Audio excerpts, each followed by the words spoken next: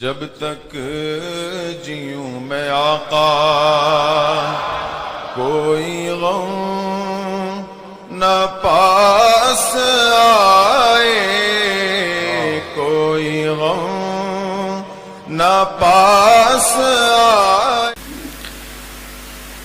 آج کی یہ محفل پاک سلطان الاولیاء سراج الاصفیاء شہنشاہ بغداد تاجدار ولایت شہباز لامکانی قندیل سبحانی محبوب سبحانی سیدنا عبد القادر جیلانی قدس اللہ سرہ الشریف کی بارگاہ میں خراج عقیدت کے لیے منعقد کی گئی ہے۔ اس دربار میں میں اپنی گفتگو سے پہلے ان کے عظیم عاشق جس کو دنیا سنیت فنا فی الغوث اور مجدد میت حاضرہ کے نام سے جانتی ہے، امام احمد رضا خان قادری فاضل بریلوی رضی اللہ تعالی عنہ کی جو خراج عقیدت پیش کی ہوئی منقبت ہے، اسی سے میں بارگاہ غوث میں اپنی گفتگو کا آغاز کرتا ہوں۔ اے سلطان الاولیاء، اے شہنشاہ بغداد، واہ کیا مرتبہ غوث ہے بالا تیرا، اونچے اونچوں کے سروں سے ہے قدم اعلیٰ تیرا۔ توجہ، اونچے اونچوں کے سروں سے ہے قدم اعلیٰ تیرا، ارے سر بھلا کیا کوئی جانے کہ ہے کیسا تیرا۔ اے غوث پاک، سر بھلا کیا کوئی جانے کہ ہے کیسا تیرا، اولیاء ملتے ہیں آنکھیں وہ ہے تلوہ تیرا۔ ہم تو ابھی تلوے کو ہی نہیں پہنچ سکے، تمہارے سر تک کون پہنچے ہیں۔ اولیاء ملتے ہیں آنکھیں وہ ہے تلوہ تیرا۔ وہ شہنشاہ بغداد اگر منبر پر کھڑے ہو کر کے اعلان کر دے قدمی ہادی علی رقبت کل ولی اللہ، میرا یہ پاؤں تمام اولیاء کی گردنوں پر ہے، تو پھر ہند کے خطے سے معین الدین اجمیری بھی یہ کہتے ہوں کہ بل علی رأسی و علی عینی، اے سلطان الاولیاء صرف آپ کا قدم گردن پر نہیں میرے سر پر بھی ہے۔ اور پھر اولیاء کاملین نے پکار کر کے دربار غوث میں یوں کہا تھا جب آپ نے اعلان کیا میرا یہ قدم اولیاء کی گردنوں پر ہے، جس کی گردن بنی منبر اولیاء، جس کا منبر بنی گردن اولیاء، اس قدم کی کرامت پہ لاکھوں سلام۔ انہوں نے جب اعلان کیا تو کیا اولیاء کاملین نے جواب میں کیا کہا تھا؟ جواب میں کیا کہا تھا؟ غوث پاک نے جب بغداد سے پکارا تو پورے مشرق و مغرب شمال و جنوب کے اولیاء نے یوں کہا تھا، یہ دل یہ جگر ہے، یہ آنکھیں یہ سر ہے۔ یہ دل یہ جگر ہے، یہ آنکھیں یہ سر ہے، جہاں چاہو رکھو قدم غوث اعظم۔ گردن ہی کیا ہے، یہ دل ہے، یہ جگر ہے، یہ آنکھیں ہیں، یہ سر ہے، آپ کی مرضی جہاں ہو میرے آقا آپ قدم رکھتے ہیں، جہاں چاہو رکھو قدم غوث اعظم۔ عزیزان گرامی وقار، تاجدار بریلی نے شہنشاہ بغداد کی بارگاہ میں پیش اس طرح سے کیا کہ جو ولی قبل ہوئے یا بعد ہوئے سب ادب رکھتے ہیں دل میں میرے آقا تیرا، سارے اقطاب جہاں کرتے ہیں کعبے کا طواف، کعبہ کرتا ہے طواف در والا تیرا۔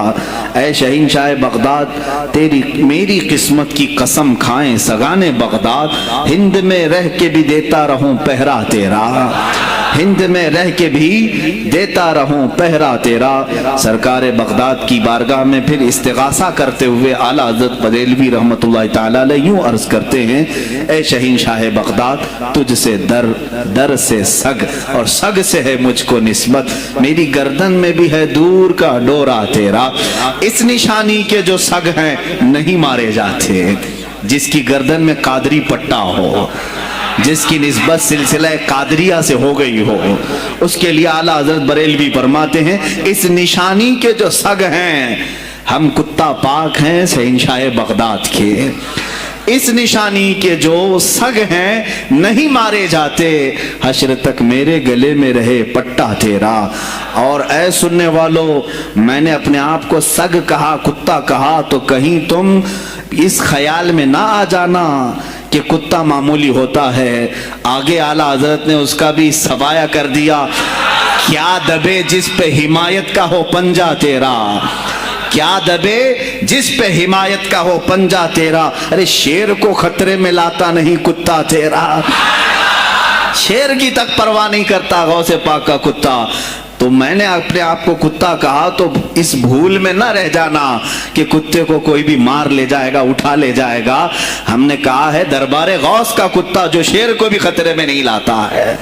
عزیزان گرامی وقار، بارگاہ غوث میں جو جھوم کر کے اشعار امام احمد رضا خان فاضل بریلوی رحمۃ اللہ تعالی علیہ نے بیان کیے ہیں، وہی ہماری گفتگو کا خلاصہ بھی ہیں۔ سرکار بغداد سیدنا عبد القادر جیلانی رضی اللہ تعالیٰ عنہ، یقیناً آپ کے ولی کامل ہونے پر تقریباً پوری امت کا اتفاق ہے۔ اتفاق کا مطلب صرف بریلویوں کا نہیں، دیوبندی بھی مانتے ہیں، اہل حدیث بھی مانتے ہیں، شیعہ بھی مانتے ہیں۔ غوث پاک رضی اللہ تعالیٰ عنہ کی ولایت سے ان میں سے کسی کا انکار نہیں۔ آج بھی بغداد میں جائیں لنگر بٹ رہا ہوتا ہے، شیعہ بھی کھا رہے ہیں۔ غوث پاک رضی اللہ تعالیٰ عنہ کا لنگر آج بھی بٹ رہا ہے۔ بغداد کی وہ ایک ایسی بارگاہ ہے جہاں سنی اور شیعہ دونوں ہیں، دونوں تسلیم کرتے ہیں ان کی ولایت کو۔ اب رہے بات اہل حدیث کی یا دیوبند کی، ان کی کتابیں اٹھاؤ تو پتہ چل جائے گا کہ غوث پاک کے متعلق انہوں نے کیا کیا نہیں لکھا۔ پیر پیراں، میر میراں، شہنشاہ بغداد، بلکہ شیخ ابن تیمیہ جو ہر ولی کی تنقید کرتا تھا، ہر صوفی پر تان و تشریح کرتا رہا، اس نے اپنی کتاب میں لکھ دیا کہ میرے پاس اتنی تواتر تک، تواتر کہتے ہیں اتنے لوگوں کا بیان کرنا کہ جن کا جھوٹ پر جمع ہونا محال ہو۔ شیخ ابن تیمیہ کہتا ہے میرے پاس اتنی تواتر سے کسی اور کی کرامتوں کا ذکر نہیں پہنچا جتنا شیخ عبد القادر جیلانی کا پہنچا ہے۔ الفضل لما شہید بھی الاعداء، فضیلت تو اس کی ہے جس کی دشمن بھی گواہی دے رہے ہوں۔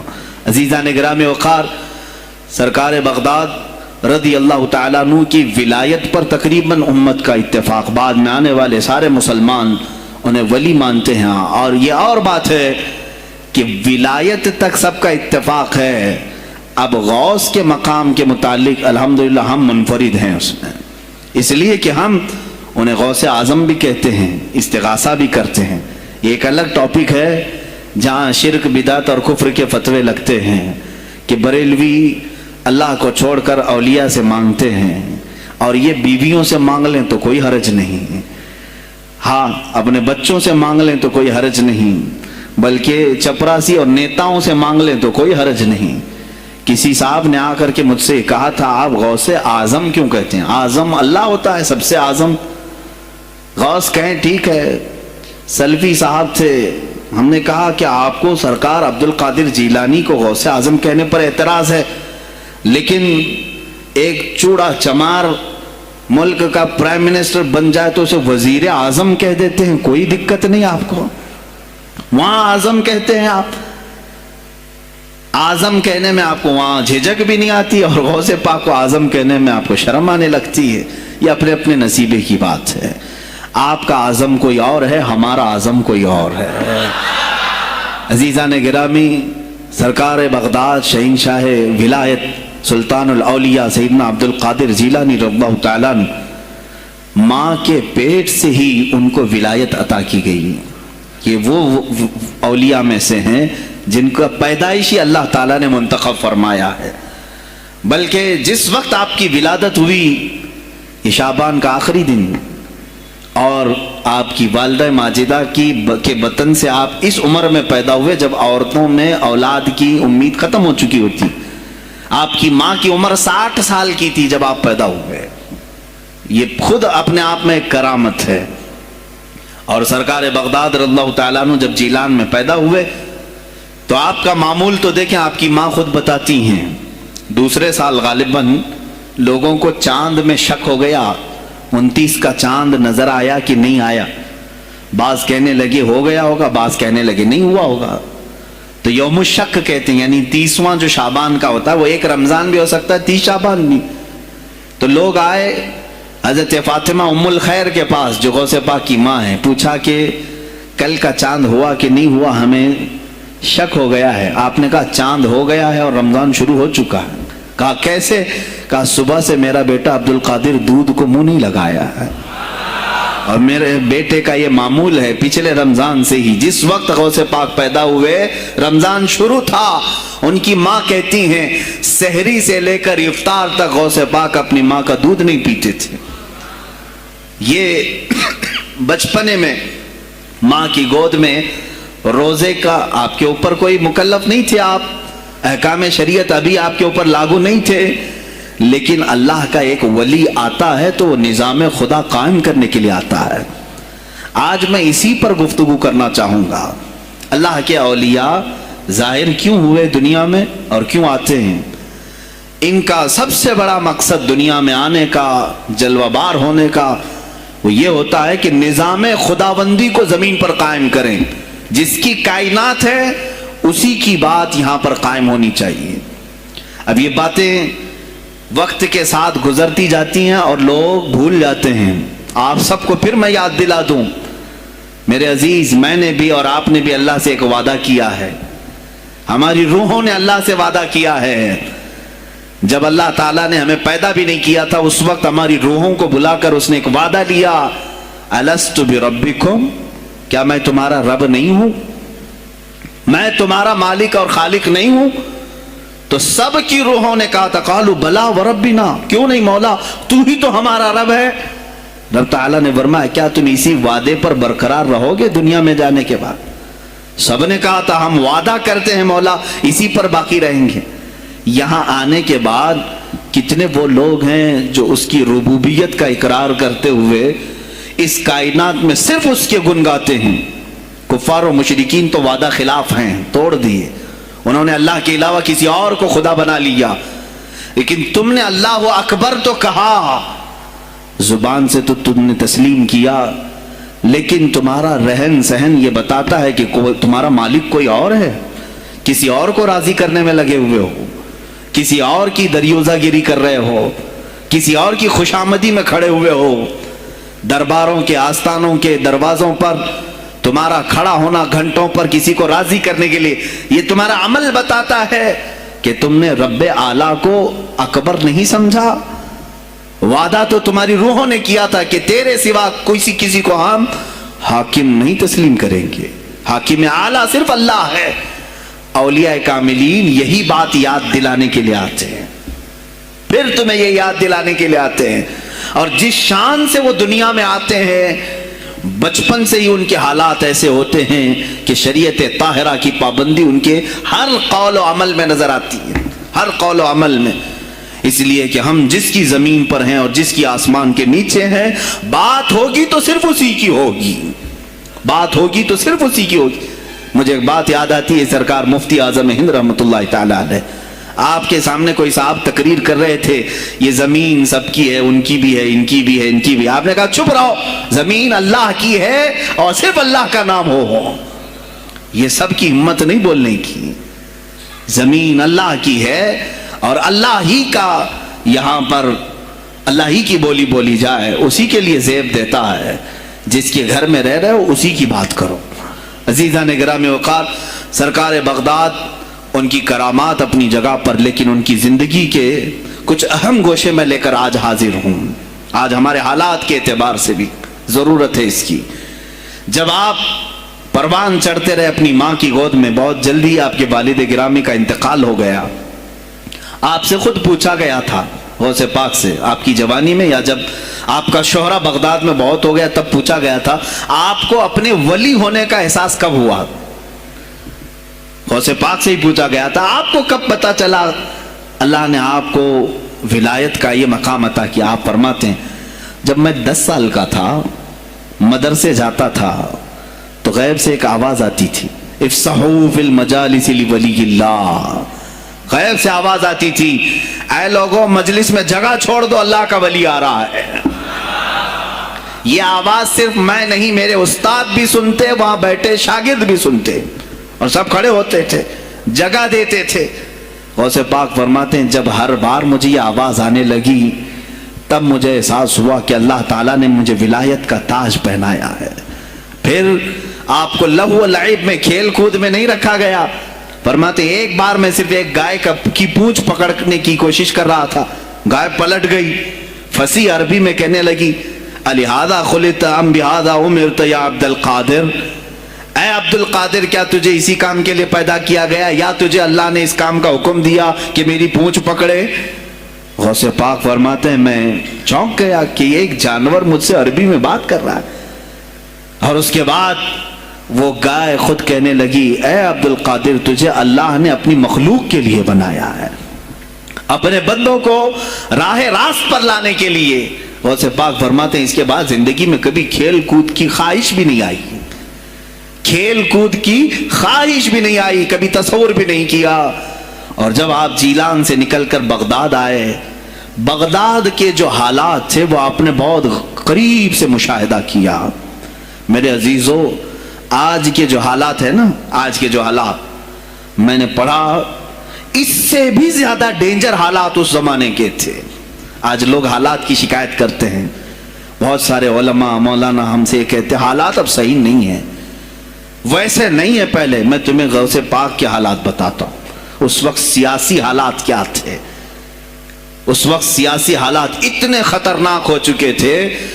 बगदाद में शियों ने अपना गढ़ जमाया था, यहां तक कि हर आलिम पर, हर वाइज पर, हर इमाम मस्जिद पर पाबंदी थी। सैयदना अबू बकर सिद्दीक और हजरत उमर का कोई नाम नहीं ले सकता था, कोड़े मारे जाते थे। शेखैन का अगर किसी ने नाम ले लिया, किसी आलिम ने, कोड़े मारे जाते थे।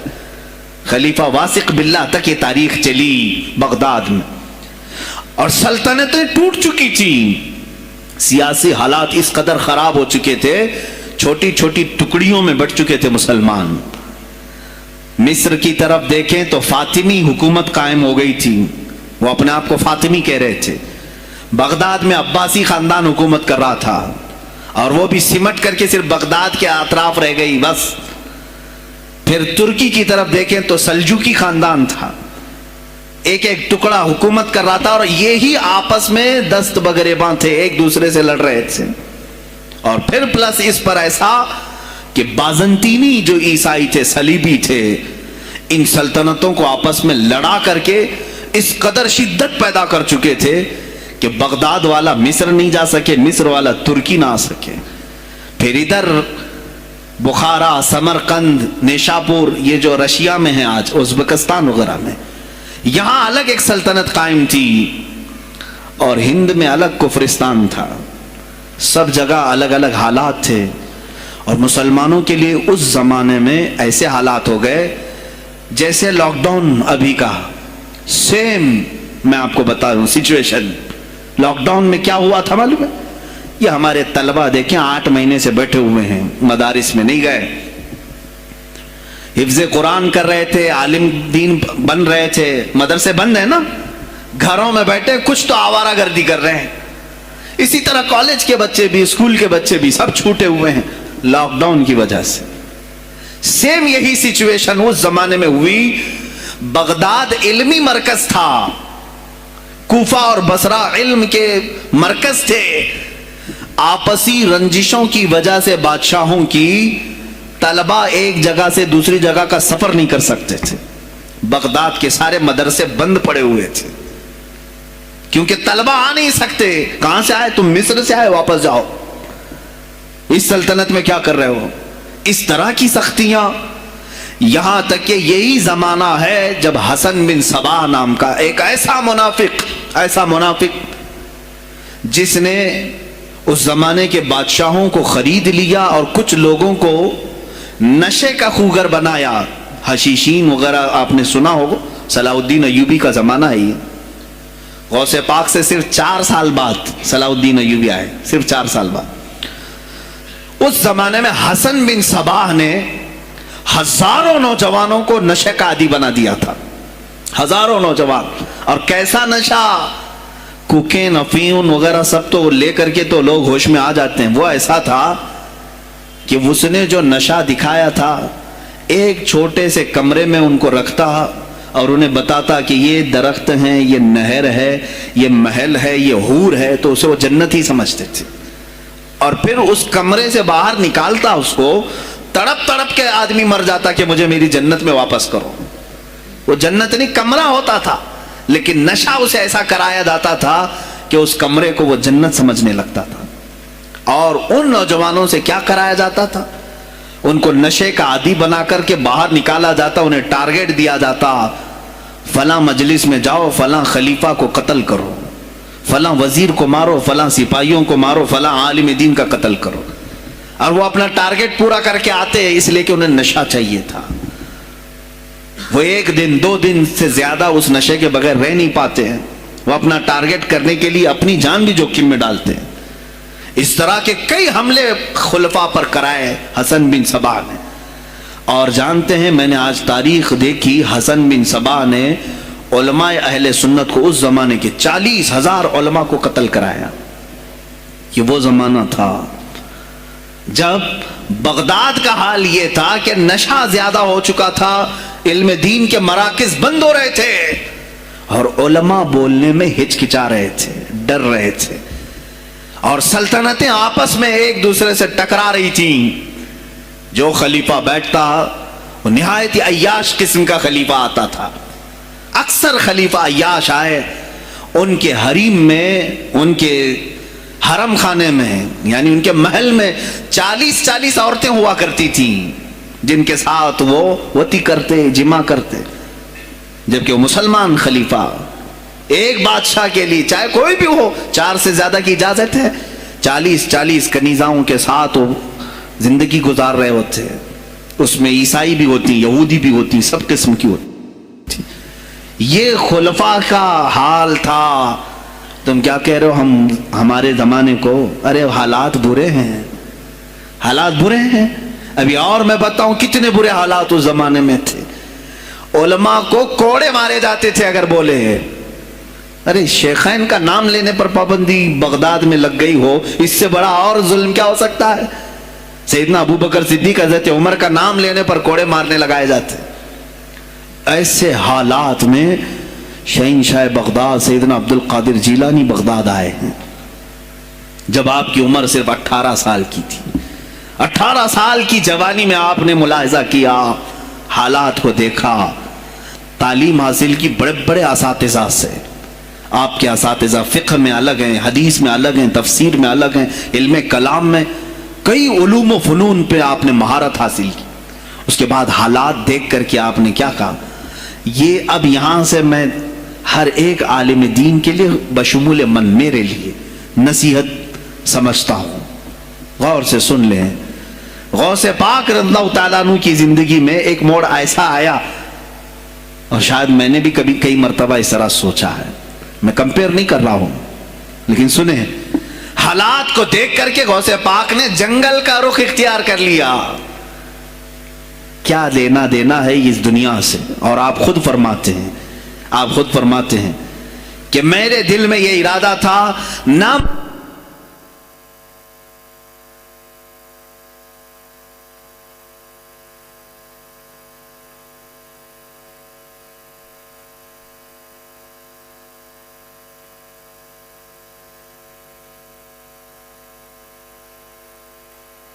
ہیں، میرا ارادہ ہوا جنگل میں ایسی جگہ رہوں کہ نہ مجھے مخلوق دیکھے اور نہ میں مخلوق کو دیکھوں، عبادت میں ایسے مصروف ہو جاؤں۔ جنگلوں میں آپ عبادت کرتے رہے، لیکن فرماتے ہیں مجھے غیب سے آواز آئی اللہ رب العزت کی طرف سے، کہا اے بندے قادر، آپ کا نام ہی عبد القادر ہے، اے قادر کے بندے، تجھے اللہ نے جنگلوں کے لیے نہیں بنایا، امت مصطفیٰ کی رہنمائی کر، خلق خدا تجھ سے نفع حاصل کرے، واپس آ جا۔ غوث پاک فرماتے ہیں میرا ارادہ تو تھا کہ میں اپنی زندگی اللہ کی یاد میں فنا کر دوں، لیکن میں شہر صرف اس لیے واپس آیا کہ جنگل میں صرف میری اصلاح ہو سکتی ہے، شہر میں پوری امت کی اصلاح ہو سکتی ہے۔ علماء کے لیے یہی آج نصیحت ہے، تم چاہے تو گدی نشین بن جاؤ، سجادہ نشین بن جاؤ، جھولی نشین بن جاؤ، جنگل نشین بن جاؤ، ہو سکتا ہے تمہارے اپنے فائدے کے لیے تم سوچ سکتے ہو۔ میں نے ابھی یہ کہا، میرے دل میں ارادہ تھا کہ گوشہ نشین ہو کر کے اپنی عبادت کریں، اپنی آخرت کی فکر کریں، نہیں، علماء کو اللہ تعالیٰ نے علم عطا کیا ہے امت مصطفیٰ کی رہنمائی کے لیے، یہ امانت ہے، چاہیں تو بھی چھپ نہ سکیں، अजीज़ान गिरामी वक़ार, गौस पाक रज़ियल्लाहु ताला अन्हु वापस बगदाद आए। अच्छा, वो इतनी इबादतों के अरसे में जानते हैं कहाँ कहाँ का सफ़र नहीं किया उन्होंने? जंगलों का सफ़र, सहराओं का सफ़र, बयाबानों का सफ़र, यहाँ तक कि श्रीलंका की सरजमीन तक पहुँचे, मुल्तान तक आए। ये तारीख की किताबें बताती हैं आपने पैदल ये सारे सफ़र किए। फिर वापस उसी बगदाद आए जहाँ के हालात बड़े ही कशीदा थे, और खुलफाए वक्त के खिलाफ जुबान खोलना ये आग से खेलने के बराबर था, आग से खेलने के बराबर था। और सबसे बड़ा मसला तो गौसे पाक के लिए ये था कि आप बगदाद के नहीं थे, इराक के नहीं थे, आप जीलान से आए थे। जीलान ईरान में है। उस जमाने में तबरस्तान एक सूबा था, तबरस्तान का एक शहर जीलान था। जीलान से आए हुए थे बगदाद में। आपकी जुबान फारसी थी। फारसी जुबान का एक तालिब इल्म बगदाद में आया है, और बगदाद पूरा अरबियों का है, फसीह अरबी बोलने वाले लोग, और निहायत ही अय्याशी में पड़े इनकी इस्लाह कैसे करें। दिल में बार बार ये एहसास होता। गौसे पाक फरमाते मेरी जुबान फारसी थी और इनकी जुबान अरबी है, मैं इनसे खिताब कैसे करूं, इनको इस्लाह के रास्ते पर कैसे लाऊं। बार बार सोचते थे, लेकिन दिल में एक दर्द होता था कि उम्मत मुस्तफ़ा को इस हाल में मैं नहीं छोड़ना चाहता। एक दिन एक मस्जिद में गमगीन हालत में सोए। जोहर का वक्त था, नमाज पढ़ करके आप आराम कर रहे हैं, और जैसी आंख बंद हुई सरवरे कायनात सल्लल्लाहु अलैहि वसल्लम तशरीफ लाए। पूछा अब्दुल कादिर क्यों गमगीन है मेरे बेटे? कहा कि या रसूल अल्लाह सल्लल्लाहु अलैहि वसल्लम, जुबान मेरी अजमी है, फारसी, मैं अरबियों के बीच बैठा हूं, इस्लाह करने की कोशिश करता हूं, लेकिन मुझे ये अजमी समझेंगे। अल्लाह के नबी सल्लल्लाहु अलैहि वसल्लम ने फरमाया तू अपना मुंह खोल। आपने मुंह खोला, हुजूर पाक ने अपना लुआब पाक डाला, दूसरी बार डाला, तीसरी बार डाला, चौथी बार डाला, पांचवी, छठी, 7 मरतबा हुजूर पाक ने अपना लुआब पाक दिया और कहा अब्दुल कादिर अब उठ और बयान करो। फरमाते हैं ख्वाब में मैंने हुजूर अकरम सल्लल्लाहु अलैहि वसल्लम का लुआब पाक लिया। थोड़ी ही देर गुजरी थी, मेरे ख्वाब में ही मेरे जद्दे करीम मौला कायनात अली मुर्तज़ा तशरीफ लाया। कहा फिर वही सवाल किया अब्दुल कादिर क्यों नहीं बयान करते? कहा मैं फारसी उन नस्ल, फारसी हूं और अरबियों के बीच में हूं। उन्होंने कहा तू अपना मुंह खोल। बाबुल इल्म, बाब मदीनतुल इल्म अली करमल्लाहु वजहुल करीम अपना लुआब पाक डालते हैं। 1 बार, 2 बार, 3 बार, 4 बार, 5 बार, 6 बार बस किया। गौसे पाक ने कहा नाना जान ने मुझे 7 मरतबा पिलाया, आपने 6 मरतबा। अली करमल्लाहु वजहुल करीम फरमाते मैं बराबरी तो नहीं कर सकता, वो रसूल कायनात हैं। अजीज़ा नगरा में वक़ार गौसे पाक फरमाते हैं फिर मेरी आँख खुली और उसी जामा मस्जिद में जब मैं खड़ा हुआ और खिताब के लिए लोगों को पुकारा तो देखा इधर से भी मखलूक आ रही है, उधर से भी आ रही है, सामने से भी आ रही है। मजमा इतना कसीर के तिल धरने की जगह मस्जिद में नहीं थी। और जब आपका खिताब खत्म होने को था लोग अपने कपड़े फाड़ने लगे और बेहोश होने लगे। इतनी तीर बहदफ कलमात थे कि सीधे सीने में पैवस्त हो जाते, दिलों में उतर जाते। उसके बाद वही दिन था सैयदना अब्दुल कादिर जीलानी को लोगों ने हाथों हाथ उठाया। बगदाद में शोहरा हो गया कि कोई एक अजमी आया है और अरबियों पर फौकियत ले गया है। सारे अरबी उसके सामने दंग रह गए हैं, कोई अरबी उसकी फसाहत को नहीं पहुंच पाता है। कई लोग इम्तिहान के लिए भी आए। ऐसा नहीं है कि गौसे पाक को यूं ही छोड़ दिया गया। मेरे अजीज तुम तो 1000 साल के बाद करामतें सुनते हो ना, यही लगता है कि गौसे पाक बहुत करामतों के मालिक थे, बहुत बड़े आलिम और बड़े वली कामिल थे, कुछ नहीं हुआ होगा उनके साथ। हमारे से ज्यादा खतरे उन्होंने मोले हैं, हमसे ज्यादा हासिदीन उनके थे, दुश्मनी करने वाले अपनों में भी बहुत सारे थे। गौसे पाक रज़ियल्लाहु ताला अन्हु का जब खिताब शुरू हुआ, क्या एक खतीब जब मशहूर होने लगे तो दूसरे मौलवी खामोश रह जाएंगे? حسد کی چنگاری بھڑکتی ہے، وہ غوث پاک کے خلاف بھی بھڑکی۔ اور بغداد میں جب یہ شورا ہونے لگا تو کئی علماء اس وقت کے جو بڑے بڑے پائے کے عالم ہیں، ان کی کتابیں آج بھی موجود ہیں، میں نام تذکرے نہیں کر رہا، لیکن انہوں نے ٹیسٹ لینے کی غرض سے، امتحان لینے کی غرض سے کئی لوگوں کو سوالات بھیجے۔ ایک دن مجلس میں ایسا تھا کہ غوث پاک تفسیر قرآن بیان کرتے تھے۔ تفسیر قرآن بیان کرنا غوث پاک کا محبوب مشغلہ تھا، روزانہ قرآن کی تفسیر عرض کرتے۔ ایک دن مجلس میں بڑے بڑے علماء کی جماعت، جس میں عبد الرحمن جوزی جیسے بڑے فقیہ محدث ہیں، ان کی ایک جماعت آئی۔ قرآن کی جو آیت کی تفسیر وہ کر رہے تھے، اس تفسیر کو کئی کتابوں سے انہوں نے اخذ کیا اور لے کر کے آئے، مجمع میں بیٹھے ہیں۔ غوث پاک نے تفسیر شروع کی۔ ایک آیت کی کتنی تفسیریں ہو سکتی ہیں، کتنی تفسیریں ہو سکتی ہیں؟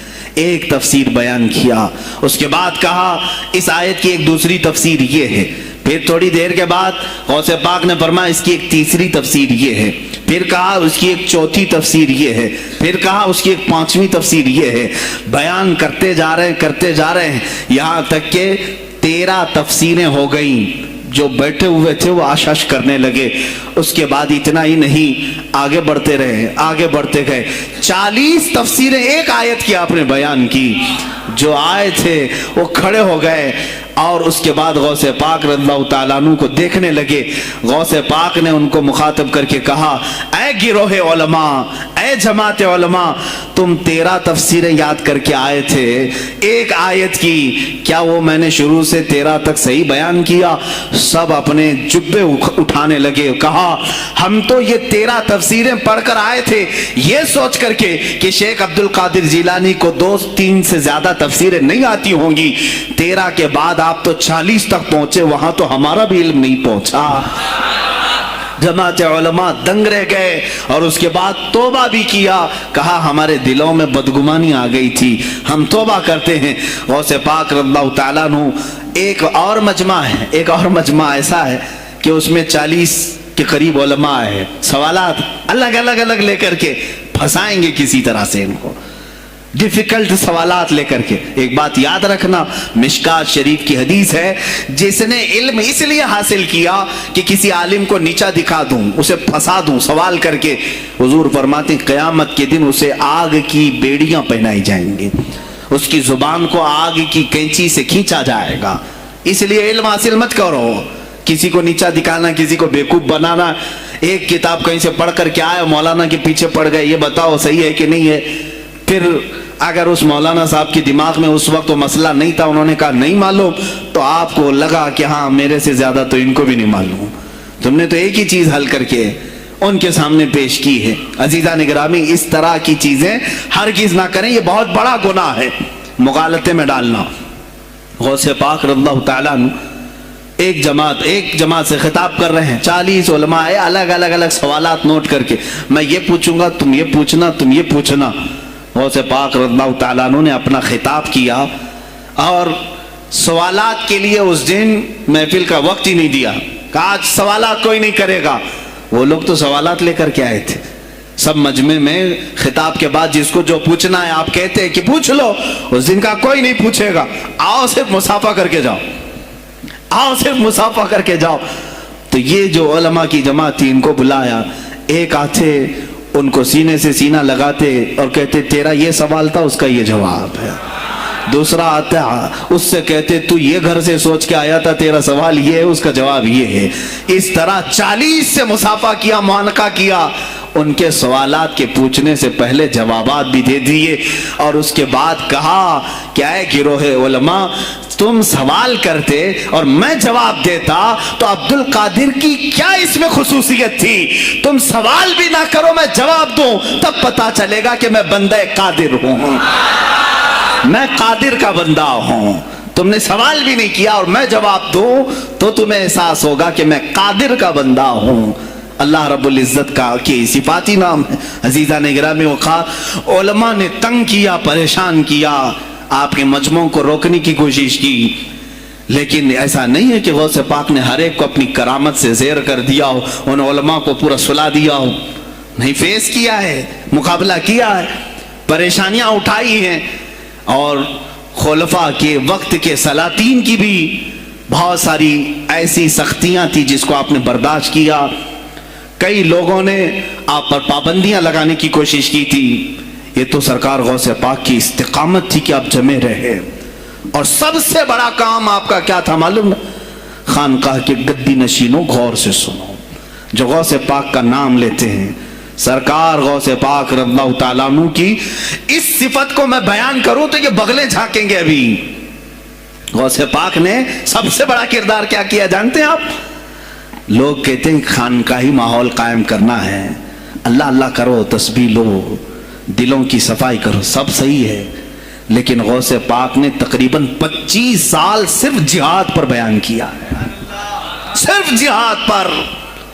کہا کہ اے گروہ مسلمین, تم پر اللہ نے ذلت مسلط کر دی ہے اس لیے کہ تم نے کوششیں ترک کر دی ہیں. حکومتوں کو صحیح کرنے کے لیے آپ نے باغ ڈور سنبھال لی تھی. غوث پاک جب بیان کرتے ممبر سے تو وقت کا جو تخت تھا وہ بھی ہلنے لگ جاتا تھا. خلیفہ مستنجد باللہ, اس زمانے کا خلیفہ ہے, اور تنگ آ گیا غوث پاک کے پاس. جب وہ بیان کرتے اور ان کی عیاشیاں کھول کھول کر کے ذکر کرتے تو لوگوں میں اب احساس جاگنے لگا, کوئی تو اللہ والا آیا ہے جو نظام خداوندی قائم کرنے کی بات کر رہا ہے, نظام مصطفیٰ قائم کرنے کی بات کر رہا ہے. بغداد کی یہ حالات جب ہونے لگے, میرے عزیزو, سلطان الاولیاء غوث پاک کی ہی شہ پر جانتے ہیں صلاح الدین ایوبی جیسا ایک مرد مجاہد پیدا ہوا ہے. یہ آپ کی تحریک تھی, غوث پاک کی تحریک تھی کہ جب بازنطینی عیسائیوں سے آپ نے اپنی پوری امت کو آگاہ کیا کہ تم سو رہے ہو, تم اپنی عیاشیوں میں ہو, تم اپنے نشے میں ہو, تمہارا دشمن تاک میں لگا ہے, گھات لگا کر کے بیٹھا ہے. اور ہوا بھی یہی کہ غوث پاک کے وصال کے صرف 10 سال بعد صلیبیوں نے حملہ شروع کر دیا بغداد پر, مصر پر, ترکی پر, ہر جگہ. اور یہی حملے کی وجہ تھی صلاح الدین ایوبی جیسا مرد مجاہد کھڑا ہوا, اور پھر انہوں نے پورے بیت المقدس کو فتح کر کے اپنے سر ایک صحرا باندھا. آج تک امت اس کے احسان کو یاد کرتی ہے. میرے عزیزو, غوث پاک کے زمانے کے ہیں صلاح الدین ایوبی. اتنا ہی نہیں, آپ ہی کی تحریک تھی, غوث پاک کی تحریک تھی کہ تم جوانوں کو تیار کرو, تمہاری زندگی عیاشی کے لیے نہیں, اللہ کا نظام قائم کرنے کے لیے ہے. تم اللہ کا نظام قائم کرنے کے لیے آئے ہو دنیا میں, کیونکہ اللہ نے تمہیں خلیفۃ اللہ کہا ہے. اللہ کے تم خلیفہ ہو, تم نائب ہو اللہ کے. تم یہاں پر اپنی موج مستی کے لیے نہیں آئے. اب اس زمین پر بات ہوگی تو صرف میرے مولا کی ہوگی, اس زمین پر بات ہوگی میرے مصطفیٰ کی ہوگی. یہ سیدنا عبد القادر جیلانی کا اعلان تھا. ہے کوئی آج پیران اسلام وہ اعلان کریں کہ آج اس زمین پر صرف ہم ناموس رسالت کی بات کریں گے؟ کون ہے؟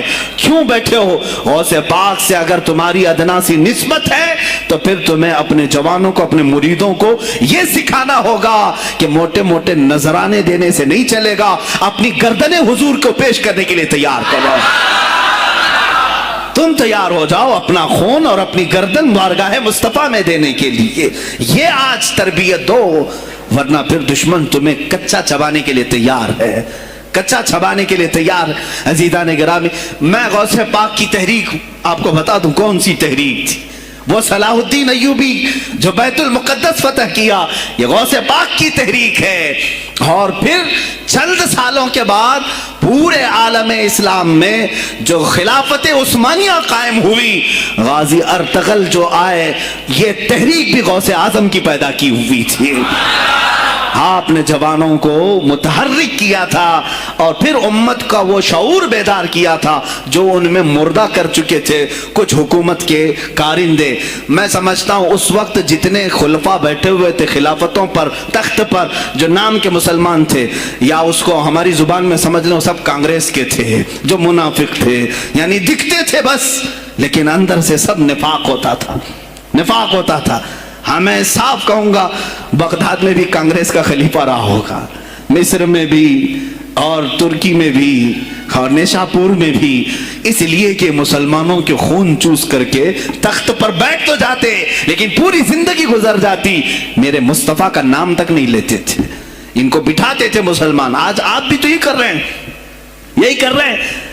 ہم اپنا اپنا سمجھ کر کے جن کو اوپر تک بٹھاتے ہیں، پوری زندگی چھان مار کر کے دیکھ لو، کبھی یہ نظام قرآن کی کبھی بات کیا ہے؟ کبھی میرے مصطفیٰ پر آنے والی آنچ کے لیے کھڑا ہوا ہے؟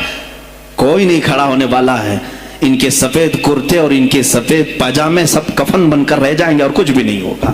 عزیزان گرامی وقار، آپ کو سرکار بغداد رضی اللہ تعالیٰ عنہ کی تحریک میں بتاؤں، ترکی سے نکلنے والی خلافت عثمانیہ یہ غوث اعظم کی پیدا کی ہوئی تحریک تھی۔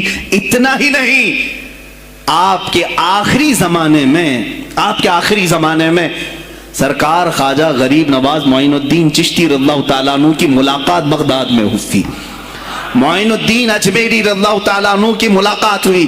تاریخ دان نے لکھا، آج میں نے پہلی مرتبہ اس کو پڑھا اور آپ کے سامنے پہلی بار بتا رہا ہوں، سرکار بغداد اور حضرت خواجہ غریب نواز کی ملاقات کے بارے میں بہت سارے باتیں چلتی ہیں کتابوں میں بھی، میں نے اپنے مرشد سے بھی پوچھا تھا۔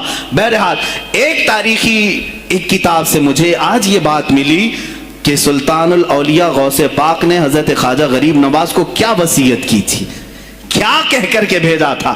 ان کے پاس غوث پاک نے، غریب نواز نے بہت ساری انعامات، اوراد، وظائف، طرق، اجازات سب حاصل کیے، لیکن ہندوستان جب آئے کیا کیا انہوں نے؟ یہ بھی بتایا گیا کہ غوث پاک کی یہ تحریک تھی۔ کیا؟ سلطان الہند سرکار غریب نواز نے شہاب الدین غوری کو بلا کر کے ہندوستان میں پرچم اسلام لہرانے کا حکم دیا تھا۔ یہ تحریک بھی سرکار غریب نواز نے لائی تھی بغداد کے ولی کامل سے۔ تم کیا سمجھتے ہو یہ اولیاء خالی مسلح لے کر کے گھومتے تھے؟ یا اولیاء اکرام صرف گدی نشین تھے؟ نہیں میرے عزیزو، یہ حکومت وقت کو آنکھ میں آنکھیں ڈال کر بات کرتے تھے اور پھر نظام مصطفیٰ کی بات للکار کر کے کرتے تھے۔ آج کے زمانے میں کچھ لوگوں نے اولیاء کو ایسا پیش کیا ہے جیسے وہ درویش بس جنگل میں رہتے تھے اور کچھ نہیں۔ نہیں میرے عزیزو، وہ اللہ کے شیر تھے، اللہ کے شیر تھے۔ اسی لیے تو اقبال نے کہا ہے، اللہ کے شیروں کو آتی نہیں روبائی۔ وہ کبھی لومڑی پن کا انہوں نے اپنے آپ میں اظہار ہی نہیں کیا کہ نہیں یہ بھی چلے گا وہ بھی چلے گا، کبھی نہیں۔ وہ گرجتے تھے اپنے تخت پر، اپنی خانقاہوں پر۔ دیکھیں خلیفہ مستنجد باللہ، ابو المظفر اس کو کہتے ہیں، بغداد کا وہ خلیفہ، عباسی خلیفہ، بڑا طاقتور، اور اسی کے زمانے میں غوث پاک ہیں۔ ایک فارس سے آنے والے اجمی عبد القادر، شیخ عبد القادر، جب بغداد کی جامع مسجد میں بیان کر رہے ہوں، در و دیوار ہل رہے ہیں۔ وہ اپنے خلافت کے دربار میں بیٹھا ہے خلیفہ، اچانک بہت زور کی آواز آئی، پورے محل میں گونج گئی۔ پوچھا یہ آواز کیسی بغداد میں؟ لوگوں نے معلوم کر کے بتایا کہ شیخ عبد القادر جیلانی نے چھینک ماری، ان کے مریدوں نے صرف جواب دیا ہے۔ ان کو چھینک آئی تھی، جواب میں لوگوں نے یرحمک اللہ کہا، وہ خلیفہ وقت کے محل تک پہنچ گئی آواز۔ تو اس نے کہا یہ تو پورا ہلا دینے کی بات ہے۔ ایک بات یاد رکھو میرے عزیزو، آواز ہو سکتا ہے تمہاری مسجد سے باہر جائے نہ جائے، تمہاری آواز کا دار و مدار تمہارے گلے پر نہیں ہے۔ ایک بار تم پکارو گے، پہنچانا میرے مولا کا کام ہے۔ اب ہماری آواز کہاں کہاں تک پہنچتی ہے، کس کے ٹائر پھٹتے ہیں، یہ سب بات کی بات ہے۔ تم پکار کر کے تو دیکھو اللہ رب العزت کے نام پر۔ عزیزان گرامی وقار، مستنجد باللہ آیا اور وہی کیا جو ہر عیاش کرتا ہے۔ ظاہر سی بات ہے، مولوی صاحب کچھ لے دے کے چھوڑ دو، جان بخش دو، جاؤ کہیں بیٹھو، آپ اللہ اللہ کرو۔ کہاں یہ حکومت سیاست کی باتوں میں آپ آ گئے؟ چند دنوں پہلے میں نے بھی سیاست کی بات کی تو مجھے بھی ایک مشورہ ایسا آیا کہ آپ کو انٹرسٹ ہے ایم پی بننے کا، ایم ایل اے بننے کا؟ میں نے کہا مجھے انٹرسٹ تو نہیں ہے لیکن کرسی صاف کرنے کا انٹرسٹ بہت ہے، اس پر جو کچرا ہے اس کو صاف کرنے کا انٹرسٹ بہت ہے۔ انشاءاللہ العزیز وقت آئے گا وہ صاف ہوں گی بھی۔ عزیزان گرامی، مستنجد باللہ 10 اشرفیوں کی تھیلیاں لے کر سونے کی غوث پاک کے دربار میں آئے آپ مریدین کے ساتھ بیٹھے، ارے وہ حال و قال کی مجلسیں ہیں. مستنجد باللہ آیا، غوث پاک کی بارگاہ میں کہا کہ یہ حضور آپ قبول کر لیں، نذرانہ ہے. آپ نے کہا تو رکھ لے اپنا نذرانہ، تو اپنے پاس رکھ لے. کہا کہ ہدیہ قبول کرنا سنت ہے، آپ سنت کے خلاف کرتے ہیں. غوث پاک نے کہا اللہ ایک تھیلی لیا اور اپنے بغل میں دبا کر کے اس کو نچوڑنا شروع کیا تو اس سے خون ٹپکنا لگا. خون اتنا ٹپکنے لگا تو حاضرین مجلس دم بخود رہ گئے. خلیفہ مستنجد باللہ بھی دیکھ رہا تھا.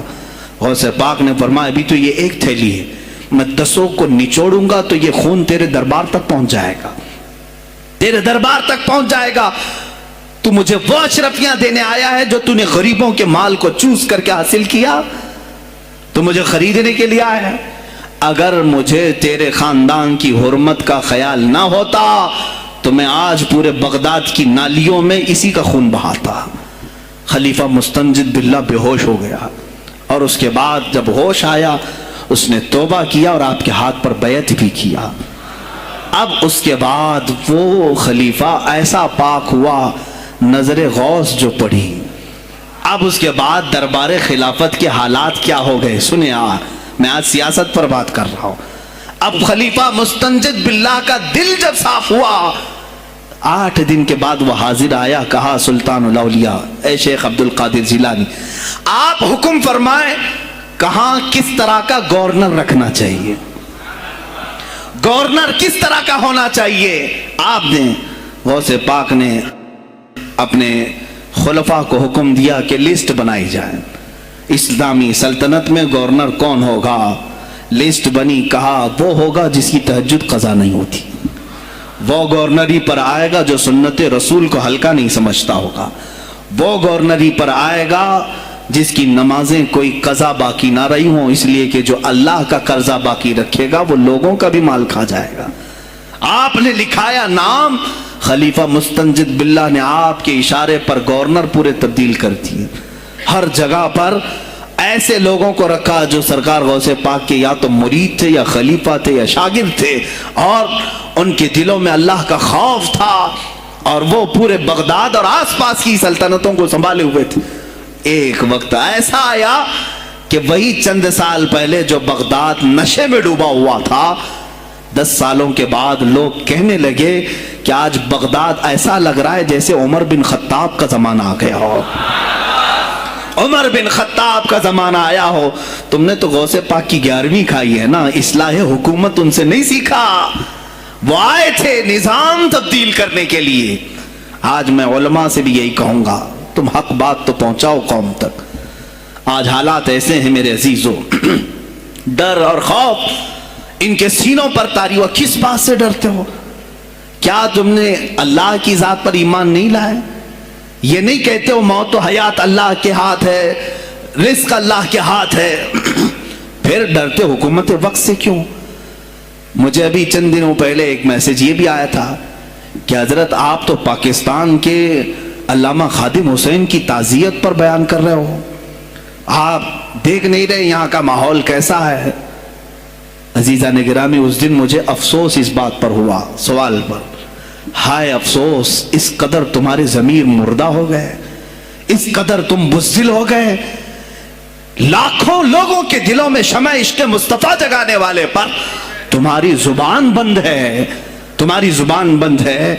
میں نے صرف ایک جملہ کہا، کوئی فرق نہیں پڑتا، میں اس ملک میں رہ رہا ہوں جہاں کا پرائم منسٹر ایک سور خبیث فرانس کے صدر کے لیے ٹویٹ کر سکتا ہے، تو میں پڑوسی ملک کی کسی عاشق رسول کی تعزیت کیوں نہیں کر سکتا؟ کیوں نہیں تعزیت کر سکتا؟ اگر ہندوستان کی تخت پر بیٹھنے والے کو فرانس کے صدر سے کوئی دلی عشق ہے، محبت ہے، تم اس کی معشوقہ ہو یا محبوبہ ہو، مجھے فرق نہیں پڑتا. لیکن اتنا ضرور ہے، عاشق رسول مشرق میں ہو، شمال میں ہو، جنوب میں ہو، مغرب میں ہو، جب اس کی روح جائے گی تو ہماری بھی روح تڑپے گی، ہماری ڈور بندھی ہوئی ہے مدینۃ الرسول سے. میرے آقا صلی اللہ علیہ وسلم کی جو بات کرے گا وہ پھر کسی بھی ملک کا باشندہ ہو. تم کہتے ہو تعزیت کے لیے, ارے میرے عزیز اگر میں سامنے ہوتا تو اس کے قدموں کی خاک میں اپنے امامے پر رکھتا.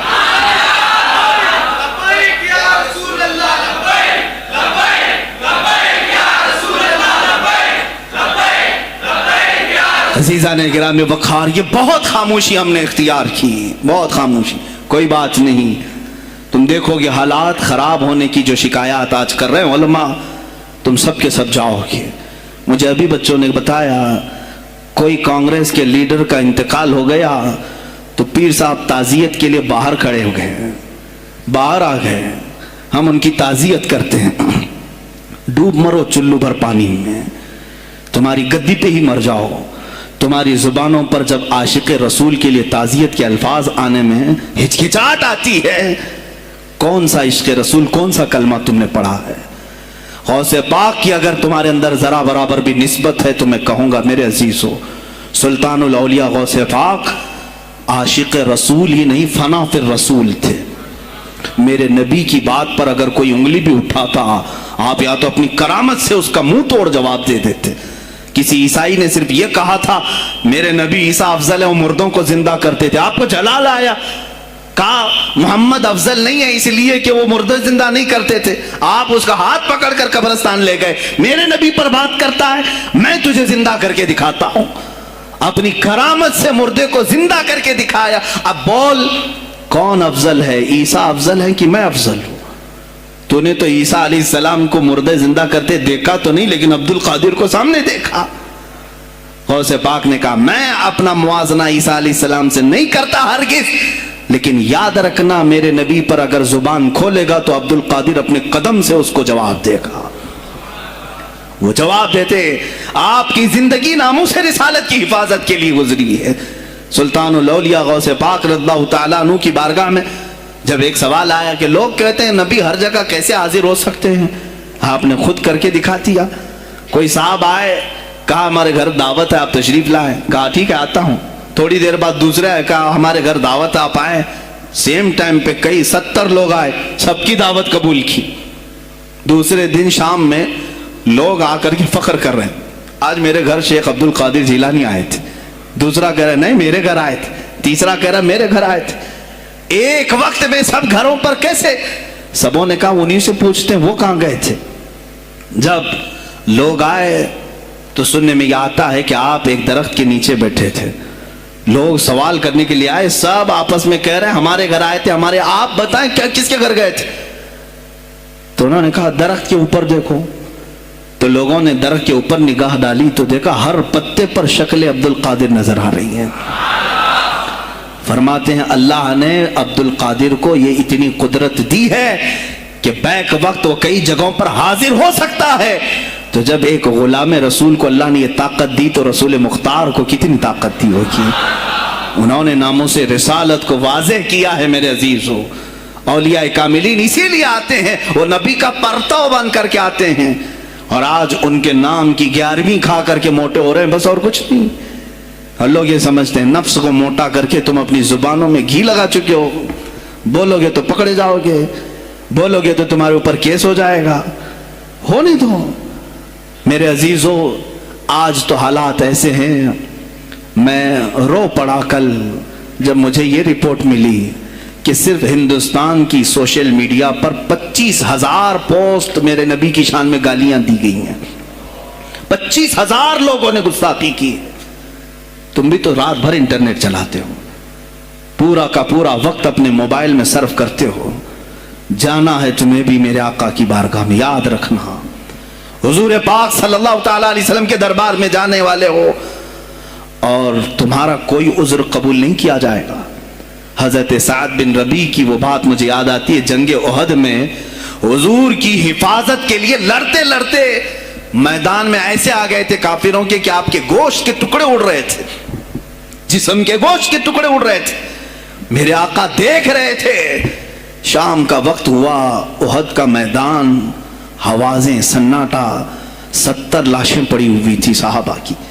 اللہ کے نبی نے پکارا میرے ساتھ کو ڈھونڈو کہاں ہے. سعد کہاں ہے؟ صحابہ کہتے ہیں ہم آواز دینے لگے سعد تم زندہ ہو، رسول تجھے بلا رہے ہیں۔ حضرت سعد بن ربی 7 لاشوں کے نیچے دبے ہوئے تھے اور سانسیں بھی چل رہی تھی، سانسیں چل رہی تھی۔ صحابہ نے جب آواز دینا شروع کیا کہ رسول پاک یاد کر رہے ہیں، وہیں سے وہ حرکت کرنے لگے، اندر سے آواز دی اے جوانوں سعد زندہ ہے، میں یہاں لاشوں کے نیچے دبا ہوا ہوں۔ ہٹائی گئی لاشیں تو دیکھا ان کے جسم میں کچھ بچا ہی نہیں تھا، کچھ نہیں تھا، سب پھٹ چکا ہے، پیٹ کو تک چاک کیا گیا ہے، سانسیں باقی۔ سعد بن ربی کہتے ہیں اے صحابہ شاید میں رسول اللہ تک نہیں پہنچ پاؤں گا، حضور اونچے ٹیلے پر بیٹھے ہوئے ہیں، شاید نہیں پہنچ پاؤں گا، میرا سلام میرے نبی تک پہنچا دینا، حضور تک پہنچا دینا۔ لیکن آنے والوں کو کیا کہا جانتے ہیں؟ میں اے جوانوں تم سب سے کہوں گا آج کے حالات میں۔ سعد ابن ابی ربی کہتے ہیں اے صحابہ میں تو جا رہا ہوں، میری آخری سانسیں ہیں، لیکن اگر تمہاری آنکھیں چمکتی رہی، تمہارے جسموں میں جان باقی رہی، اور میرے نبی پر اگر کسی نے انگلی اٹھائی اور گالی دی، میں قیامت کے دن اسے نہیں چھوڑوں گا۔ اور یاد رکھنا اللہ کی بارگاہ میں تمہارا کوئی عذر قبول نہیں کیا جائے گا اگر تمہارے جیتے جی تمہارے نبی کی ذات پر کسی نے کیچڑ اچھالا۔ حضرت سعد ربی اتنا کہہ کر کے انتقال ہو گئے، وہ حضور تک پہنچائے بھی نہیں جا سکے۔ اے میرے عزیزو، اے جوانو، تم کیا سمجھتے ہو کہ تم دنیا سے اسی طرح نکل جاؤ گے؟ قرآن میں بھی اللہ نے کہا ام حسبتم ان تدخلوا الجنت، تم یہ سوچ کر کے بیٹھے ہو کہ ہم جنت میں چلے جائیں گے؟ پیر صاحب کا دامن پکڑ لیا ہے، مجھے تو جانا ہی ہے جنت پہ، پیر بخشوا دیں گے ہمیں۔ تم برس میں 1 مرتبہ 11ویں کر کے اور فاتحہ نیاز کر کے سمجھتے ہو اسلام کا حق ادا کر دیا؟ یہاں تمہارے نبی کی عظمت پر روز بروز حملے ہو رہے ہیں۔ آج کفر کھل کر کے آیا ہے سامنے، نہیں دیکھتے آپ؟ کفر کھل کر کے سامنے آیا ہے تعصب کے ساتھ، ہر شہر میں جاتے ہوئے گنڈے للکار رہے ہیں اسلام کے خلاف ہمارے ملک میں۔ اگر میں کھل کر کے آیا تو میرا کیا جرم ہے اس میں؟ میرا کیا قصور ہے اس میں کہ اب بھی میں نہ بولوں؟ ہاں آج تمہارے پاس طاقت ہے، پاور ہے، جو کچھ بھی حسر اور رسوخ ہے، اس سے زیادہ کیا کرو گے کہ تم مجھے جیل میں بند کر دو گے؟ میں کل کی تفسیر میں بھی یہی کہا، ایک مولانا صاحب نے کہا کیا آپ اتنا بول رہے ہیں، آپ پر ایسے ایکٹ لگائے جائیں گے کہ زندگی بھر آپ کی ضمانت ہی نہیں ہوگی، آپ پر ایسے قانون لگائے جائیں گے کہ آپ کی زندگی بھر ضمانت ہی نہیں ہوگی۔ میرا دل یہ کہتا ہے اے لوگو، اس طرح جی کر فائدہ بھی کیا؟ ایسی آزادی کس کام کی جس میں روز اٹھتے ساتھ میرے نبی کی شان میں گستاخیاں ہم سن رہے ہوں اور حضور کو کوسا جا رہا ہوں، ہم کھاتے پیتے گھوم رہے ہوں؟ اس سے بہتر ہے کہ جیل کی کوٹری میں ہم زندگی گزار لیں، کل بارگاہ مصطفیٰ میں اٹھنے والا چہرہ تو رہے ہمارے پاس۔ اگر اللہ کے نبی صلی اللہ تعالیٰ علیہ وسلم نے سوال کر لیا پکڑ کر کے کہ تیرے زندگی میں، تیری جوانی میں مجھ پر تو لوگ رنگیلا رسول کہہ رہے تھے، تو کیا کہہ رہا تھا؟ تو کیا کہہ رہا تھا اس زمانے؟ تم کیا کہو گے؟ اے اللہ کے نبی میں مزدور تھا، میں کچھ نہیں کر سکتا تھا، میں غریب تھا، کام کاج کرتا تھا، میں کچھ نہیں کر سکتا تھا۔ یاد رکھو اس وقت میرے آقا تمہارے سامنے بلال حبشی کو لا کر کھڑا کر دیں گے۔ یہ کیا تھا بلال؟ یہ تو غلام تھا، اس کی پیٹھ پر سل رکھ کر کے پیٹھ گلا دی جاتی، تب بھی اپنی زبان پر میرا نام لینا نہیں چھوڑتا تھا۔ تم کون سی مزدوری کی شکایت لے جاؤ گے؟ بہانہ کرو گے اللہ کی بارگاہ، رسول کی بارگاہ میں بہانہ کرو گے؟ اے گروہ علماء، تم کو اللہ نے ممبر دیے ہیں خطابت کے لیے، اللہ نے اپنے رسول کا ممبر تمہیں دیا ہے، اس لیے نہیں کہ تم حکومت کی خوشامدی کرو، تم اپنے وقت کے طاغوتی قوتوں کی خوشامدی کرو، اس لیے نہیں، بلکہ آج تم سے قوم مصافحہ کر کے ہاتھ چومتی ہے صرف اس لیے کہ تمہاری زبان پر نام مصطفیٰ ہے۔ آج علماء کی جو عزت ہے صرف اس لیے، تمہاری پگڑیاں، تمہارے جبے دیکھ کر کے قوم عزت نہیں کرتی، صرف اس لیے ان کے دلوں میں تم مچلتے ہو کہ تم مصطفیٰ کریم کی باتیں کرتے ہو۔ علماء کو جاننا چاہیے کہ تمہاری عزت نبی سے وابستہ ہے. آبرو ماذا نام ہماری آبرو، اقبال نے کہا تھا ہماری آبرو نام مصطفیٰ سے وابستہ ہے. اگر اسی نام کو کسی نے چھیڑا تو پھر ہمارا جی کر مطلب کیا ہے؟ ہم کس کام کے؟ میں ایک مثال سے سمجھاتا ہوں. مسجد ہے، دیوار کے پینٹ کو اگر کسی نے کھرچ لیا تو ہو سکتا ہے معاف کر دیں، ہم اس کو چھوڑ دیں. کسی نے لکیر نکال دی دیوار پر، ہم چھوڑ دیں اس کو. لیکن میاں وہ ہمارے سامنے آ کر پلر ہلانے لگ گیا اور مسجد کا یہ پلر توڑنے لگ گیا، خاموش بیٹھو گے؟ اور اگر تم خاموش بیٹھے تو اس کا انجام کیا ہوگا؟ اس نے پلر ہلایا تو صرف پلر نہیں ٹوٹے گا، یہ چھت پورا سب کے اوپر گرے گا. آج ظالم کفار پورے تمہاری جڑ کو ہلا رہے میرے نبی کی ذات کو، سیدھے مصطفیٰ کریم کی ذات کو ہلا رہے ہیں. اللہ کے حبیب صلی اللہ تعالیٰ علیہ وسلم کی ناموس کو ہلکے میں مت لینا میرے عزیزو. لاکھوں جانیں جاتی ہیں، جائیں اس نام پر. حضور اکرم صلی اللہ تعالیٰ علیہ وسلم کی ذات کو ہلکے میں مت لینا.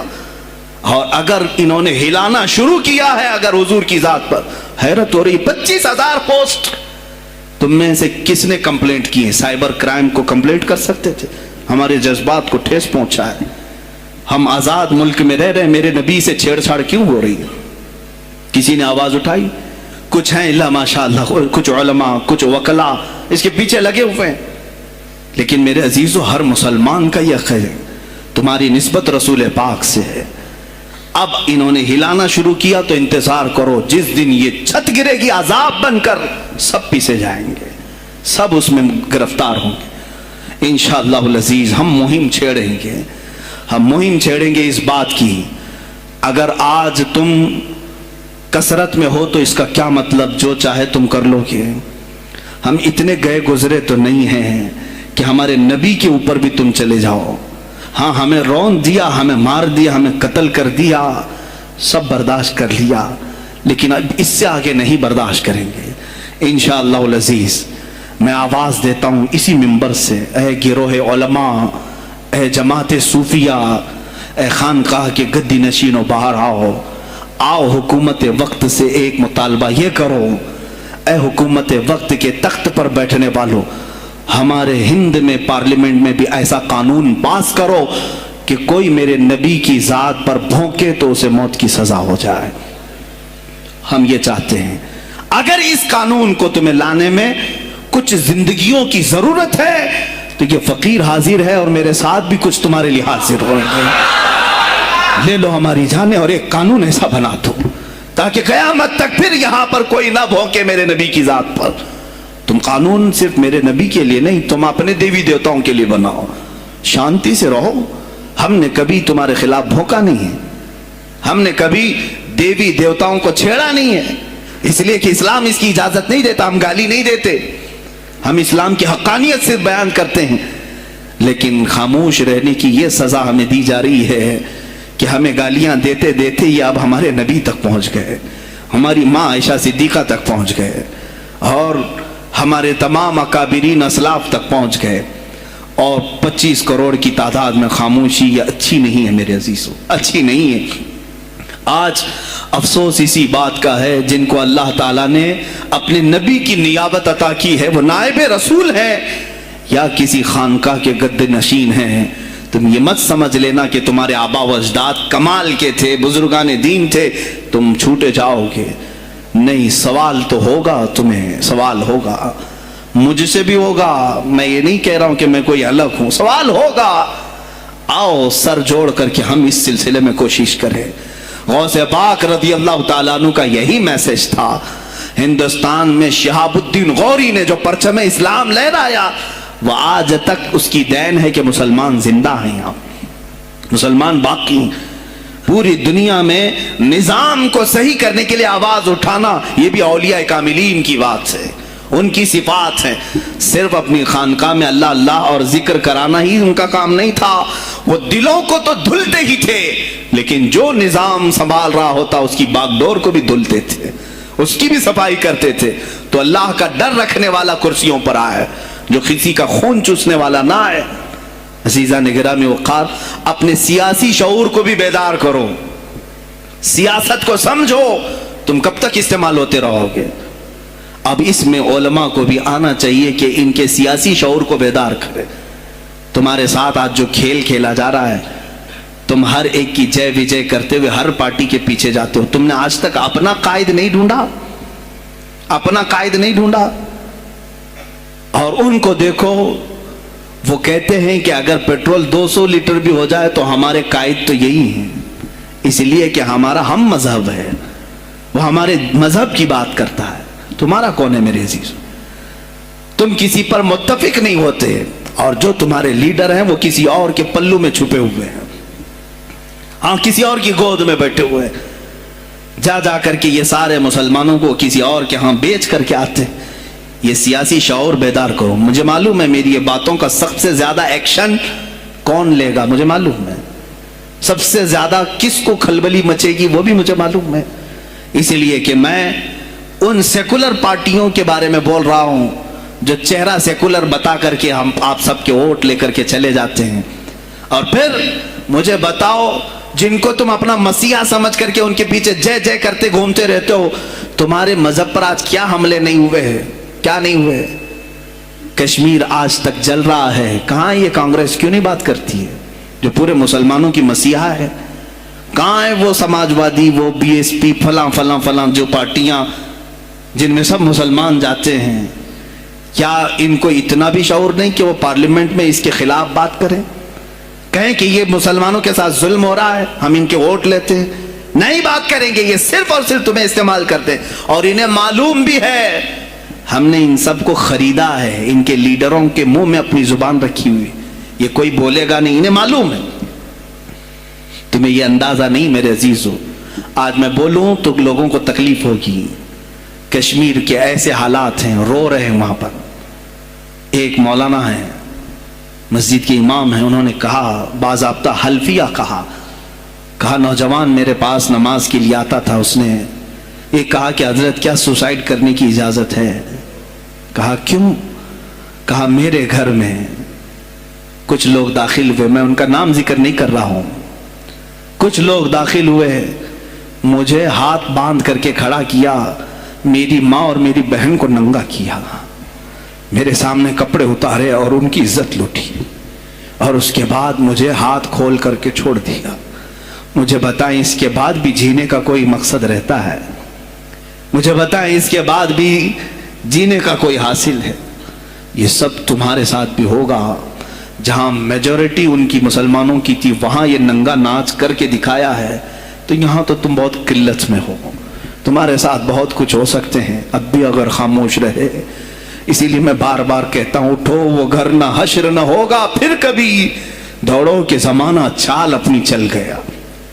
तुम अपनी सियासत को मुंतखब करो, तुम अपनी क़ियादत को मुंतखब करो, और अगर अभी भी सियासी लाशऊरी की जिंदगी गुजारते रहोगे, लुकमे बनते चले जाओगे, ये खाते चले जाएंगे। बात मैं सुल्तानुल औलिया गौसे पाक की कर रहा था, लेकिन मुझे ये हालात पर गुफ्तगू जरूर करनी है, इसलिए कि मुझे मालूम नहीं है कि मेरी जुबान पर कब ताले लगाए जाएंगे या मेरी गर्दन पर कब छुरी फेरी जाएगी, मुझे इसका अंदाजा नहीं। लेकिन ऐ मुसलमानों, तुम मेरी जात से उलझते हो तो उलझ जाओ, मुझे अगर ब्लेम करते हो, ताने मारते हो तो मार लो। चंद दिनों की बात है, जब तक मेरी सांसें चल रही हैं तब तक मुझे गालियां दोगे, लेकिन जिस दिन मैं भी दुनिया से जाऊंगा उस दिन तुम हमारी बातें याद रखोगे, उस दिन याद करोगे। मुझे अपने बच्चों को यही बताना है कि अब वो दौर आया है जहां मिंबरों से भी बोलने में अब घबराहट है। लोग अपने खौफ के मारे ऐसे हैं कि अपनी रोजी रोटी के चक्कर में मेरे मुस्तफ़ा की गालियां सुनना बर्दाश्त कर रहे हैं। देता है, देने दो ना, हमारा क्या बिगड़ता है। इस पोजीशन में तुम आए हो आज, तुम्हारा ईमान जब इतना बुज़दिल है तो तुम्हारे दिलों में कौन सा ईमान बाकी रह जाएगा। इसलिए शऊर पैदा करो। अगर औलिया की निस्बत तुम्हारे दिल में जरा बराबर भी बाकी है तो उठो मेरे अजीज़ों, आप क़यामत के दिन जवाब दे होंगे मेरे नबी सल्लल्लाहु ताला अलैहि वसल्लम की अजमत पर। आज जो हमले हो रहे हैं यह हमारी जिंदगी का सबसे बड़ा इश्यू है। आज मुतालबे करो, मांगो तो किस चीज को मांगो? बस ये है कि मेरी नबी की इज्जत सलामत रहे, मुझे दुनिया में और कुछ नहीं चाहिए। इतना मुतालबा तो कर सकते हो, इतना मुतालबा करो। اور پھر دیکھو میرے مصطفیٰ کی طرف سے انعام کیا ملے گا، اللہ کی طرف سے انعام کیا ملے گا۔ ارے وہ مرد قلندر جو پاکستان میں ابھی شہید ہوا، کس بات کا اعلان کرتا تھا، کس کو پکارتا تھا، کس کو للکارتا تھا؟ صرف یہی تو بات کرتا تھا کہ تاجدار ختم نبوت، اور میدان میں معذوری کے ساتھ بھی آ کر کہتا تھا لبیک یا رسول اللہ، اے اللہ کے رسول میں حاضر ہوں، میں حاضر ہوں، اپنی جان لے کر آیا ہوں۔ اور تم یاد رکھنا تمہاری ٹانگیں تو سلامت ہے، کل بروز قیامت ہو سکتا ہے تمہارا سامنا اس خادم حسین سے ہو، تمہاری ٹانگیں دیکھ کر کے پوچھی جائیں گی۔ معذور ہونے کے بعد جب کوئی میدان میں میرے نبی کی عظمت پر پہرا دینے کے لیے آ سکتا ہے تو تم نے اپنی ٹانگیں کس کام کے لیے رکھی تھی؟ میرے عزیزوں، میں نے جتنی طاقت مجھے اللہ نے دی میں بول رہا ہوں، اب اس کے بعد کا محاذ تمہیں سنبھالنا ہے، آگے کی ہماری فکروں کو تمہیں لے جانا ہے۔ شاید اس زمانے میں ہم جی رہے ہیں جہاں اتنی آزادی نہیں ہوگی، چھوٹی سی بات کو آج بہت بڑا بنا کر کے اسے ختم کیا جاتا ہے، لیکن مجھے اندازہ ہے اس بات کا، ہندوستان کی آزادی میں بھی میرے اکابرین میں 30,000 علماء نے اپنی جانیں دی ہیں۔ کشمیر سے لے کر دلی تک ہر درخت پر ایک عالم کی لاش لٹکی ہوئی تھی، ان کی جانیں، ان کی قربانیاں رائے گاہ نہیں گئیں۔ 70 سال سے ہم مزے لے رہے ہیں، ان کی قربانیاں ہیں۔ علامہ فضل حق خیر آبادی کو انڈمان نکوبار پوری زندگی کے لیے قید کر کے ختم کر دیا گیا، مزار بھی وہیں پر ہے آج۔ تو آج مجھے اندازہ ہے اگر میں نے اس بات کی شروعات کی ہے، ہو سکتا ہے یہ جو کچھ بھی ہمارے ساتھ کریں، لیکن مجھے میرے رب ذوالجلال کی ذات پر یقین ہے۔ میں یہی کہوں گا، اے اللہ، اگر ہمارے مقدر میں شہادت ہے تو اس سے بہتر کوئی اور موت ہے نہیں۔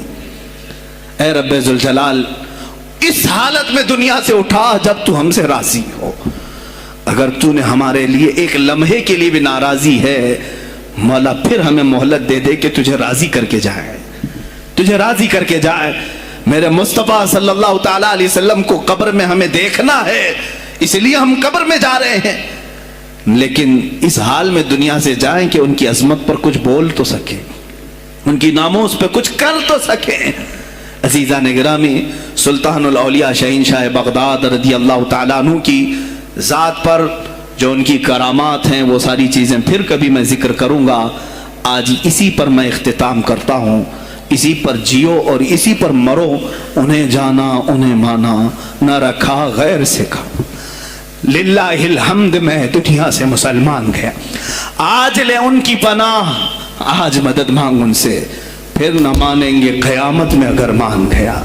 اس لیے کہ رسول پاک صلی اللہ تعالیٰ علیہ وسلم کے سوا کوئی اس قیامت کے میدان میں تمہارا دستگیر نہیں ہے۔ جب تک وہ تیری سفارش نہ کریں، اللہ بھی تجھ سے کلام کرنے والا نہیں ہے۔ جب امام اہل سنت نے یہاں تک کہہ دیا خلیل و نجی مسیح و صفی سبھی سے کہیں نہ بنی، یہ بے خبری کی خلق پھری کہاں سے کہاں تمہارے لیے، رسول پاک ہی کے لیے تم وہاں پر بھی اٹھائے جاؤ گے۔ میں یہی میسج دے کر کے جاؤں گا جو میرے مرشد گرامی نے آخری وقت دیا تھا، زندگی یہ نہیں کسی کی کسی کے لیے، زندگی ہے نبی کی نبی کے لیے۔ نہ سمجھ مرتے ہیں زندگی کے لیے، نہ سمجھ مرتے ہیں زندگی کے لیے، جینا مرنا ہے سب کچھ نبی کے لیے۔ بلحوث سن، سیم و زر کی بندگی اچھی نہیں۔ بلحوث کہتے ہیں ہوس کا پجاری، خواہشات کا پجاری۔ میرا مرشد یہ کہہ کر گیا ہے ہمیں، بلحوث سن، سیم و زر کی بندگی اچھی نہیں، ان کے در کی بھیک اچھی سروری اچھی نہیں، ان کے در کی بھیک اچھی سروری اچھی نہیں۔ اور کہتے ہیں جو پیا کو بھائے اختر وہ سہانا راگ ہے، جو پیا کو بھائے اختر وہ سہانا راگ ہے، جس سے ناخوش ہو پیا وہ راگنی اچھی نہیں۔ جو میرے نبی کو نہ پسند آئے وہ بات ہی اچھی نہیں، جو میرے نبی کو نہ پسند کام ہو وہ کام ہی اچھا نہیں، جس سے ناخوش ہو پیا وہ راگنی اچھی نہیں۔ وآخر دعوانا الحمدللہ رب العالمین۔ سلام علیکم۔ ہمیں یہ پتہ نہیں ہے کہ ہماری کتنی نمازیں قضا ہو چکی ہیں تو اس کو کیسے ادا کرنا ہوگا۔ مثلا میری عمر 24 سال ہے، آپ کو پتہ ہونا چاہیے کہ آپ کتنے چھوڑے ہیں اور کتنے پڑھے ہیں، کیونکہ ظاہر سی بات ہے عقل والے ہیں آپ کی عمر آج 24 سال، جیسے صاحب آپ کہہ رہے ہیں 24 سال آپ کی عمر ہے اور آپ کو معلوم نہیں ہے کہ کتنی چھوٹی ہیں، لیکن آپ کو شریعت نے ایک طریقہ یہ دیا ہے، اندازہ کرو۔ ہو سکتا ہے تم پر نمازیں فرض کس عمر سے ہوئی، مثال کے طور پر 12 سال سے، سب پر ہوتی نہیں ہے، جب بالغ ہوا اس وقت سے نمازیں فرض ہوئی۔ اب یہ 24 سال والے جو ہیں، میں ایک فار ایگزامپل بتا رہا ہوں، ہو سکتا ہے 14 سال میں بالغ ہوئے، نماز فرض ہوئی 14 سال کی عمر سے، 14 سال سے لے کر 24 سال ان کی عمر ہے آج، تو کتنے سال ہوئے؟ 10 سال۔ اتنا تو آپ کو خود معلوم ہوگا کہ ان 10 سالوں میں میں نے کتنے سالوں کی، سب ملاؤں گا اگر تو کتنے سال کی نماز بنے گی۔ ہو سکتا ہے آدھا کر لو، اور اس میں بھی ساری نمازیں ایک طرح کی نہیں ہیں، کچھ لوگوں کی اکثر نمازیں اگر چھوٹی ہوں گی تو فجر چھوٹی ہوگی، عشاء چھوٹی ہوگی، اور اکثر پڑھی ہوں گی تو مغرب یا عصر یا ظہر یہ پڑھی ہوئی ہوں گی۔ تو آپ کو ایک اندازہ کرنا ہوگا، غالب گمان 10 سال میرے اوپر نماز فرض ہو کر کے اتنا عرصہ ہو گیا ہے، میں نے مغرب کی نماز اس میں سے 8 سال تو پکا پڑھا ہی ہوں، شاید ہو سکتا ہے سب ملا کر کے جو چھوٹی ہوں گی میری وہ 2 سال کی ہوں گی۔ عصر کی نماز اور ظہر کی نماز میرے خیال سے میں نے 6 سال تو پڑھائی ہوں، یعنی پوری ملاؤں گا پوری نمازیں تو وہ 6 سال کی بن سکتی ہیں، 4 سال کی اگر سب چھوٹی ہوئی جمع کروں گا تو 4 سال کی بن سکتی ہیں۔ تو ہوا یہ کہ مغرب کی چھوٹی ہوئی کتنی ہوئی؟ 2 سال کی، ظہر عصر کی چھوٹی ہوئی 4 سال کی ہوگی، 6 سال پڑھا ہوگا اور 4 سال چھوٹی ہوگی۔ اب آتا ہے عشاء کا نمبر اور فجر کا نمبر، تو آپ یہ سوچ لو کہ یہ 10 سالوں کے اندر ہو سکتا ہے 1 سال پوری نمازیں ملا کر کے میں نے فجر پڑھی ہوئی، 9 سال تو میری فجر باقی ہوگی، اور عشاء کو آدھا کر لو، تو ہر نماز کو آپ کو ایک غالب گمان بنانا پڑے گا۔ اچھا ہے کہ آپ نے 24 سال کی عمر میں سوال کیا ہے، اب 60 سال کی عمر میں مجھ سے سوال ہوتا تو میں اسی انداز سے بتاتا۔ تو اب آپ کو اسی طرح کے نمازیں پڑھنا ہے۔ اب مثال کے طور پر فجر کی آپ نے اندازہ کر لیا 10 سال کے عرصے میں میری کل نمازیں جو چھوٹی ہیں وہ 9 سال کی چھوٹی ہوں گی، میں نے شاید 1 سال کی پڑھی ہوں، یا آپ کے اوپر ہے، میں اگزامپل بتا رہا ہوں۔ تو اب آؤ اس کی شروعات کرنے کے لیے قضا نمازوں کی۔ اب فجر کو پہلے کمپلیٹ کرنا چاہیں اس کو کر سکتے ہیں، ایک نماز کو بھی پکڑ کر کے کرنا چاہیں تو کر سکتے ہیں۔ اب میں نے صبح شام کنٹینیو فجر کی قضا شروع کر دی، دن میں 50 رکعتیں پڑھ لی، 50 رکعتوں کا مطلب ہوا 25 دن کی فجر کی نماز قضا ہو گئی۔ اب اس میں شریعت نے آسانی بھی تمہیں دی، قضا نمازیں صرف اور صرف فرض نمازوں کی قضا ہوگی، کسی بھی سنت اور نفل کی قضا نہیں۔ فجر کی 2 رکعت قضا، ظہر کی 4 رکعت قضا، عصر کی 4 رکعت قضا، مغرب کی 3 قضا، عشاء کی 4 فرض اور 3 وتر کی قضا، کل ملا کر کے کتنی ہوتی؟ 20 رکعت۔ 20 رکعتیں دن کی ہوتی ہیں، لیکن ابھی میں چل رہا ہوں فجر کی۔ اب ہو سکتا ہے آپ یہ سوال کریں گے کہ میں نیت کیسے کروں، کون سے دن کی، سنیچر کی، اتوار کی، پیر کی، منگل کی، کون سی ہے؟ ظاہر سی بات ہے اب آپ کے پاس اندازہ ہی نہیں ہے کہ کون سے دن کی چھوٹی ہے۔ اس کے لیے بھی شریعت نے یہ چھوٹ دی ہے کہ آپ جب نیت کریں گے یوں نیت کریں، اے اللہ میں اس فجر کی 2 رکعت فرض نماز قضا کی نیت کیا جو میری زندگی میں پہلی چھوٹی ہے۔ کیا نیت کریں گے آپ؟ میں نے اس فجر کی 2 رکعت فرض نماز قضا کی نیت کیا جو میری زندگی میں سب سے پہلے باقی ہے۔